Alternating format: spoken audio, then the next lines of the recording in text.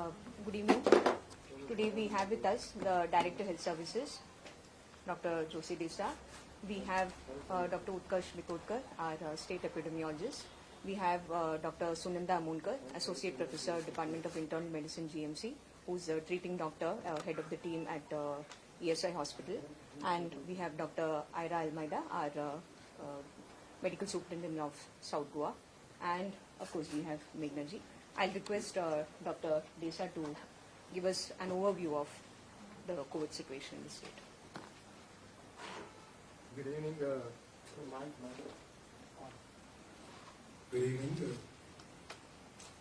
Today we thought that we should give you more details about the profile of the cases of COVID that has happened in the state of Goa.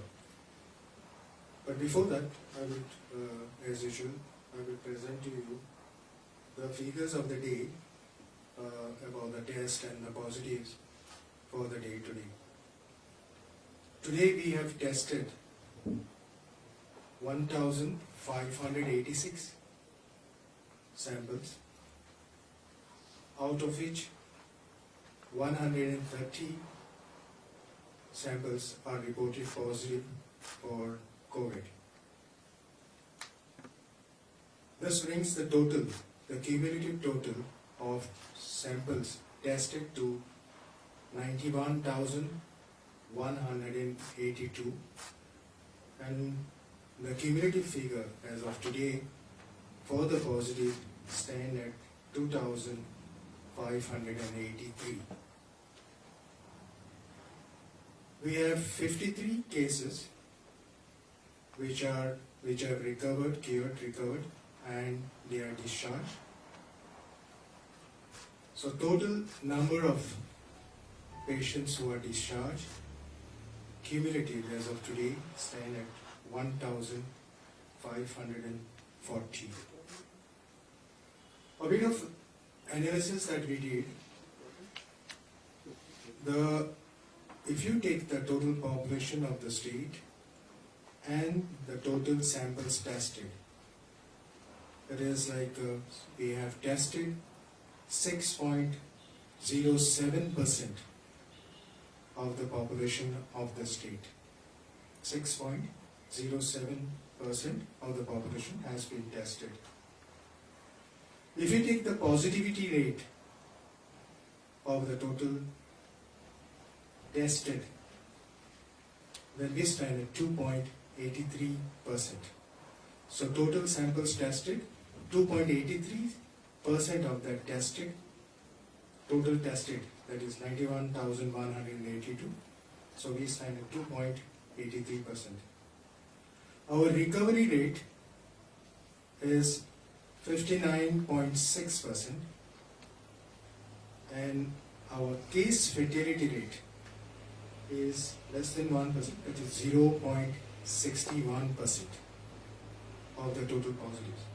So case fatality stands for 0.61%. Before we go to the profile of the cases, now today's, as I said, we have 130 cases reported positive today, and Dr. Utkarsh will be giving you the breakup of this 130 cases reported positive today.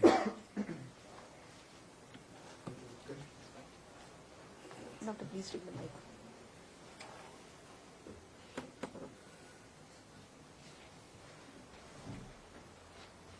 The director has already said we have a total of 130 cases today. Out of 130, the breakup goes like this. We have maximum cases from Tulip Diagnostics from Varna. We have got today 54 cases from Tulip Diagnosis. And other breakup of cases is travelers who have travelled by flight are 2. Hinkolin we have got 12 cases which are from ITC. Hinkolin. Paturba we have got 3 cases. Bali we have got 1 case.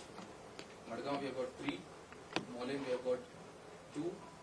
Talaulim Ponda we have got 3. Vere we have got 2. Porim Shroda we have got 5.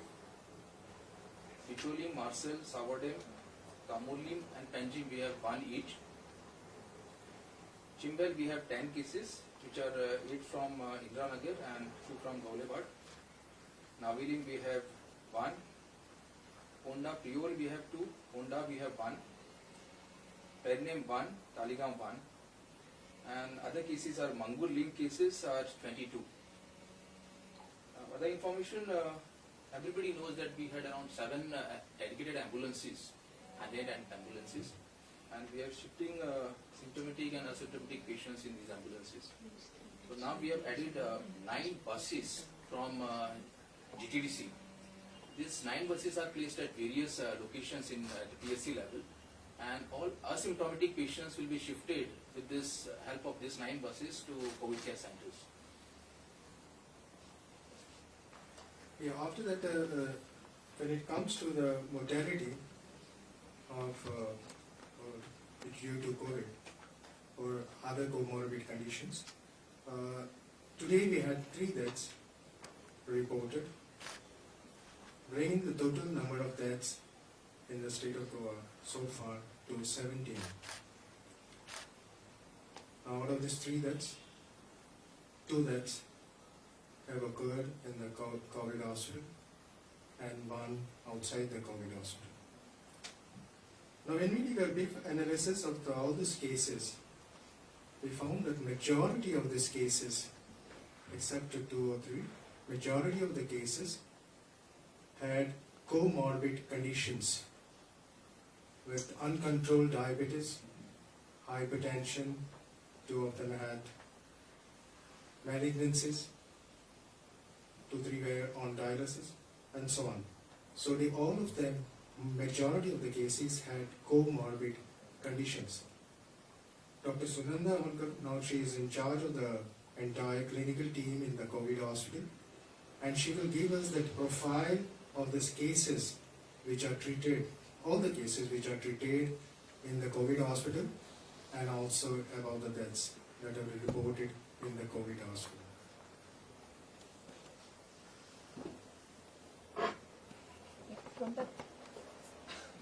From the time COVID hospital was started, so far we have had 462 admissions, and we have had 14 deaths at the COVID hospital and 3 deaths outside the COVID hospital.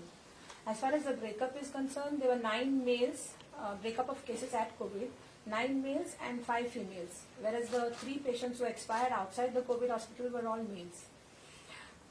In relation to age, if we split the deaths, then people who are above 80, we have lost 3 people, of which 2 were bedridden for a prolonged period of time. They had dementia, they had malnutrition, and they tested positive for COVID.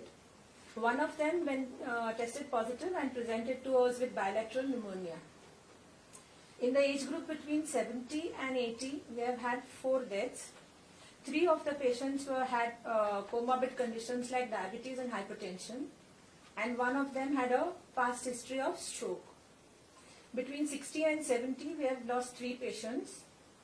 1 was a hypertensive, 1 was a chronic obstructive pulmonary disease, and 1 was a diabetic patient who was on maintenance hemodialysis because of chronic kidney disease. Between 50 and 60, we have lost 1 patient, and he was a case of hypertension, diabetes mellitus, heart problems, and had undergone a bypass surgery in the past. Between 40 and 50, we have lost 2 patients. Both of them were having malignancies and were on chemo and radiotherapy. One of them was a relapse of a malignancy. Less than 40, we have lost only 1 patient, and he also had decompensated liver disease. About the deaths which were outside COVID hospitals, all of them were males. One was a 50-year-old male who presented with fever and breathlessness. He came to GMC. He was in respiratory distress, and he died within a very short time of coming to GMC. The other one was a 45-year-old male. He had some chronic disease. The details were not known. He also had a history of fever, but he died at home. And the last one is a 58-year-old patient who was uncontrolled diabetes, hypertension, and myocardial infarction. This has been certified by a private practitioner, and he's tested positive later on. Out of this total deaths, 17 deaths she has mentioned, 3 deaths, patients were referred from the private hospitals to 1 came one was receiving the treatment, came directly, and 2 of them were referred by one major private hospitals, the big corporate private hospitals. And both these patients were in distress, and in that condition the patients were referred to the COVID hospital. So almost 3 came from the private sector. Now just to give a brief about what we are doing in the COVID hospital, how we go about in the COVID hospital, and what are the facilities, and how we are augmenting the services in the COVID hospital. Dr. Aira, in charge of the COVID hospital, she continue. The ESI hospital was a 60-bedded hospital and we upgraded it to a 220-bedded hospital. At present, we have a 6-bedded ICU. We have now started a 20-bedded ITU, which is an intensive treatment unit, of which 12 beds will be kept for NIV, that is non-invasive ventilation, and 8 beds will be kept for other serious cases. We also have a 8-bedded PICU, that's a pediatric intensive care unit. We have 200 oxygen beds, of which 76 are bedded, have bedded panels with piped oxygen. We have 80 ventilators, we have 1 high flow oxygen system, and we have ordered for 4 more, which are expected this week. We have now 2 dialysis machines. We also have injection remdesivir, and we have tocilizumab. We permit caretakers. At present we have 5, of which 3 are ex-positives. We give them PPE and accommodation as well. All supportive facilities are in place. We did have a problem with the kitchen because 4 of our kitchen staff tested positive. So we were compelled to outsource the night meal and the breakfast. But from today we have started, we are fully functioning. Today our occupancy is 50%. We have 110 beds out of 220. And we have 4 patients in the 6-bedded ICU. So this is what we wanted to say. Now, please don't misunderstand us. We are not here to defend us or to cover us or whatever I say. We are here that you should know what we are doing and what are the facts behind all these cases. So we thought of presenting this to you, and that's myself, Dr. Aira, Dr. Sunanda, and Dr. Utkarsh tried to put it across to you. Thank you, Dr. Desra. My sincere gratitude to our doctors, Dr. Aira, Dr. Sunanda, who are there almost. Dr. Sunanda is the head of our clinical management team there. Dr. Aira, right from the beginning, has been part and parcel of operationalizing the COVID hospital. I also thank Dr. Desra and Dr. Utkarsh for all the efforts that they are putting. I think I owe it on behalf of all the members of the government of Goa that I express my gratitude here for their unstinted efforts, continuing efforts to ensure that all necessary arrangements are put in place in terms of monitoring, in terms of surveillance, and in terms of ensuring that the medicines are procured on time. Definitely they are putting in more than 100% of their efforts and time to see that the COVID situation is being managed. From my end, I want to make an important announcement today. It has been decided by the government of Goa that all private hospitals in Goa which have an ICU functional unit should be mandatorily keeping 20% of their beds aside for COVID positive patients. I repeat, all private hospitals in the state of Goa which have functional ICU units must keep 20% of their beds reserved for COVID positive patients. If we see that there is a lack of compliance by any such private hospital, we will be forced to take necessary measures, which may include the suspension or cancellation of their licenses by invoking the provisions of the Epidemics Regulation Act. I would also like to mention that the hospitals are expected to maintain the full protocols, all of which has been circulated several times in the past to all the private sector hospitals for hospital infection control, for how to manage the situation when a COVID dedicated facility is earmarked space is kept in a hospital. All these protocols are available with the private sector, and we urge them to, if this decision has been taken today, we urge them to take note of the same, and the 2 collectors, Collector North and Collector South, will be having their own monitoring mechanism to ensure that there is a compliance with this decision of the government of Goa. I would also like to mention that the situation which is emerging from the samples that we have collected of the Tulip Diagnostics Limited employees is very, very, it's a grim situation. It's a matter which gives us a lot of cause for concern, because earlier 26 of their employees were found positive in the past 3-4 days. And then, of course, the samples were taken from their 400 odd employees. Already we have had 54, as Dr. Desai has already mentioned, for today. But equally, we have around 67 samples which are remaining to be tested. And we are having a very high positivity rate of almost more than 20% of the samples proving to be positive. And this is really a cause for concern.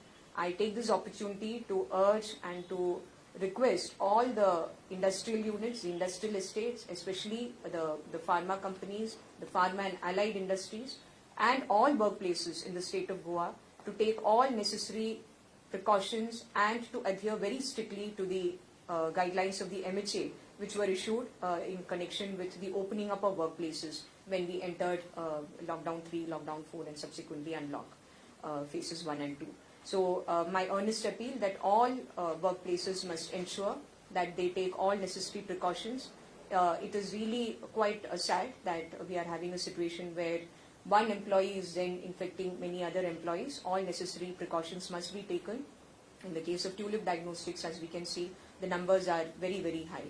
And this is not the final picture, because while the 67 samples remain, I will not be able to tell you what is the final tally. Definitely by tomorrow we will know what is the final tally of the number of positive cases from Tulip Diagnostics. Thank you. Ma'am, are these in Tulip Diagnostics, how many people, do you have any data, how many people are from outside state working or the bordering states? No, I don't have that data available with me right now. But I can tell you one thing, the government of Goa has not permitted the day-to-day movement of employees. That is something that was requested for, but it was not agreed upon, that employees be allowed to come during the day and go in the evening and then come back. That is not something that we have allowed. But as to how many of them are actually from outside Goa but are staying here and working with any of the companies or for Tulip, I would not be in a position to say. And what is the condition of the MLA Clapasia and I has think- Dr. Yes. Edwin tested positive? I think Dr. Amolkar is the best person to talk about our honorable MLA. So, The Honorable MLA is stable and he's showing signs of improvement. Okay, about Dr. Edwin? Dr. Edwin has tested positive only today, so I have not examined him today, but he is coming to the ESI hospital. Where are these laborers presently of Tulip? Because you're waiting for their results. yes. So where are they currently? They have been asked to be there. They are not exactly laborers, they are employees. They have been asked to maintain very strict quarantine in the places where they are residing. Basically, the company itself has accommodation provided to them. So they have been asked to maintain strict isolation in that accommodation. The persons who have already been tested positive are, of course, being shifted. Any investigation is being done about the source of infection in the Tulip, because 80 people have tested Yes. positive so far. You see, about investigation as such, we have, our job is to trace the contacts, and Dr. Utkarsh, would you like to comment on that? About what was the beginning? Actually, the initial patients, what we have got from even from Tulip, were related to Mangur and Mangur related cases. So the possibility of source of infection for Tulip is from Mangur. But the matter of concern is that it spread. It spread within the workplace, because otherwise we would not have had so many people from the same workplace. So that is, and that too across their units. It's not restricted to one of the units, it is across the units. Any action is being planned against the organization? Sorry? Any action is being planned against the organization, because there will be somewhere lapse on their part. Well, as of now, you're aware that the Collector South has ordered closure of the unit for 14 days. That's all that I would be able to tell you right now. Any other company have some? Yes, there are a few, one isolated cases which have come up from a couple of other companies. There is one case, Doctor, am I right, from Cipla, and then one more case from, there are a couple of companies from where the cases have come. Suppose if a patient now, like suppose if I test positive and I go to a private hospital, what is the fee that I have to pay them? Yes. So regarding the charges, what we will be, what has been decided already, approved by the government, and the order will soon follow. it will say that the charges which are going to be taken by the private hospital for the treatment, for the room, and for any other associated facility, treatment facility that they are extending to the patient, will have to be shared with the DHS. So that will give us an opportunity to see and monitor the rates which are being charged. At this stage, there is no cap set. Not right now, no. There are, yes, sir, yes. Yeah, doctor, a majority of cases are from Vasco or surrounding areas. Is there a reason why, because of this peculiarity?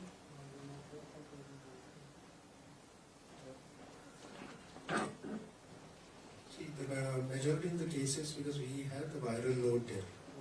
We have a viral load there, and epidemiologically, if Utkarsh also correct me, the cases usually start with the younger generation, and when they go home, this virus gets into the home, and the people who are on sick bed, on the bed, sick, then comorbid conditions, they get affected. This is how epidemiologically it spreads, and as the viral load builds, the virulence increases.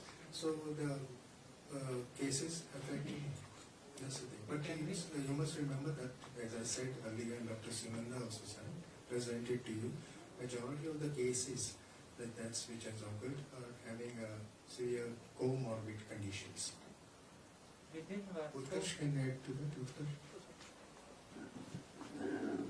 See, Vasco, as we know, the first major outbreak or major clustering what we got was the Mangur field. So our spread maximum is occurred from there. And secondly, as director has said, the more active population whatever is there, they are the people who move around. And that's how it spreads. And Mangur is linked to various other small slums in and around Vasco because of relatives here and there and all those things. And that's how there have been many clusters which were formed in Vasco. If you take a case of other places where we got isolated cases, most of the isolated cases have stayed as isolated cases. yeah. Now the Vasco major problem was because of these clusters. So can we say within Vasco there is a kind of localized community transmission? It's actually a major clusters. It's not some clusters which are formed. Major transmission is in a Mangur field, the containment area. Also, in terms of your asymptomatic cases, is there an average period that you're confirming now that these many days they do end up staying in the hospital or COVID care center? And what is the nature of asymptomatic cases so far that you've got? Because 80% of them are, I believe, asymptomatic.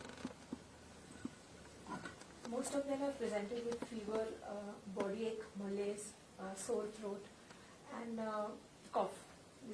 A couple of them have had loose motions. These were the presenting complaints. As far as the discharge policy, we are following the central government guidelines. But are they getting better in less than 14 days? What Yes. What we do is at the end of 10 days, Generally, they have symptoms for about 2 days. So after that, as soon as we transfer them to a COVID care center, where we keep them up to 10 days. So they have to be asymptomatic from day 1 for 10 days, or they can be 10 days counting from when they develop symptoms, and the last 3 days they should be without fever. That's the time we discharge them without testing. We advise them home quarantine for another 7 days, and on day 14 we have a telephonic kind of follow-up with them. And there is this error in the bulletin. 38 cases are shown as from Bali. Bali Bulletin of yesterday? Yeah. And actually it is from, most of the cases are from Fatorpa. Fatorpa and Bali are two different cases. Comes under PHC Bali. Yes, That's the reason. but we take the point, we'll definitely look into it. We'll correct it if there is a need for it. Is there a statement you want to make? Because every day when you see that the cases are increasing, I mean, I understand from the percentages it's quite less, but there's a sense of fear and there's a lack of confidence. So any of you want to make a statement right now on how does the average go and look at it? Can you repeat, please? There's a sense of fear because of the numbers that keep showing up every day. So, Fear and anxiety. What would you like to say in response to that in the minds of the people because of the anxiety? Yeah, the numbers are increasing, no doubt, but everybody has to be cautious, everybody has to take the precautions. This happens not only in COVID case, in any outbreaks that we have. precautions are to be taken by everyone. We should not neglect. Right? Now, as it is by, I'll give you an example, right, when we handled the cases like of H1N1 somewhere in 2009, 10 and all, the same picture was there almost, and then gradually the people started taking precautions, and as the people started taking precautions, the disease went less and less. So whether the precautions has to be taken, people has to be cautious, people has to take the precautions, has to be careful. Okay, and as you take the precautions, the load or the disease will go down. And have you got a good response to your plasma therapy call? Plasma therapy, yes, it has been Dr. Sunanda. We are yet to start the plasma therapy. I think what was perhaps being suggested is a donor, the donation of plasma. Yes, we are getting a good response for it. And already I think we have got 3 to 4 people who have donated. We are contacting many more and they are more than willing. I just want to add one more point to your previous question. The numbers are increasing also because our testing rates are high. We are perhaps the highest in the country as compared to any other state. Doctor already mentioned that over 90,000, and per million the figure is 60,000. 60,000 plus, more than 60,000 tests per million population, which is the criterion which is used globally. So naturally, when you are testing more, you are likely to get more positives. So therefore, there is no cause for panic. Please do not panic. But as Doctor rightly mentioned, my appeal to the public is do be cautious and take all necessary precautions. Ma'am, what is the chance of recurring once an asymptomatic patient is discharged? Recurring where? Recurring of the infection, reinfection. Reinfection of a person who is already treated. Who would like to comment on? See, once you have the infection, you get the infection, you have the antibodies developed in your body. That antibodies gives you all the protection to prevent you from the reinfections. So you're protected with the antibodies. Anybody from hotel have tested positive, but tourism started. Have we got any reports, Doctor, of any person staying in a hotel? From Kalangur? You're saying hotel personnel or staying in hotel? Staying in a tourist. Quarantine people are getting. The people who are coming from outside, now whatever travelers we say, the flight, train, they have been quarantined till the time their reports are out. So when they are test or come positive, they are still in the hotel. They are quarantined there, and we pick them up from the quarantine place. But that's what he's asking. How You many have are cases like that. Today there are two. Yes. It normally comes under the category of travelers. You may be seeing in our media bulletin every day that we have a category of travelers. But these are not all of them. If you are asking whether all of them have come to Goa, they could be travelers who stay in Goa. They may have come and they may have gone to their homes also. So exactly how many of them have been staying in a hotel and have got infected, we wouldn't have the figures right now. What additional care doctors are taking who are working in COVID hospital? Because one doctor. We are using appropriate PPEs, and I think if you use the appropriate PPEs, then you are well protected. But Dr. Edwin Ghosh. He's been at least 10 days after he's come home. After How that, he's. often do you test your frontline staff, like in hospitals? Like when was the last time Dr. Edwin got tested? I'm not sure about Dr. Edwin, but generally the policy is that after they finish their time that they have to be in the hospital, they're advised to test 3 days after the last day of being in the hospital. Some of them request to be tested the day they're leaving, which we also permit. So we wouldn't know about Dr. Gomes. No. Because it's almost 10 days he's come home. Yes. That's yes. So he's, you mean to say that he's caught the infection, contacted the infection somewhere outside? We have not said anything. we hope and pray that Dr. Gomes, who has contributed such a lot to the cause of COVID treatment and COVID management in the state of Goa, we hope and pray that he gets well soon and joins us back soon. We also wish safety and good health to his family. Madam, would the treatment in private hospitals be covered by the TDSSY of the state government? Yes, The full. as per the terms and conditions of DDSSY. How many of Dr. Ghosh's contacts have been quarantined? his immediate family has been swabbed, and definitely we are the same. There's nothing special about Dr. Gomes that way. Definitely the contact tracing that we do with every other patient, we are doing with Dr. Gomes as well. And he, being a doctor himself, would definitely have been responsible enough to ensure that he has not interacted with too many people. Extra care while treating, Sorry? Doctors have to be extra cautious while treating the people. Absolutely, absolutely. But this is a virus at the end of the day, and therefore the precautions can be taken. The precautions will be taken and are being taken. Ma'am, in the 17 there, how many Goans are there? Goans, that is not an analysis we have gotten into, because every life lost is a life lost for us. We have not analyzed how many Goans are there. I'm not even very sure how you would define Goan in the sense of trying to find out about a dead person, whether he's Goan or not. I'm not very sure how we would go about that. All right? Ma'am, Yes. regarding education, work from home, the teachers, government has taken this year. No, the file is under submission and government will be taking a decision. Thank you.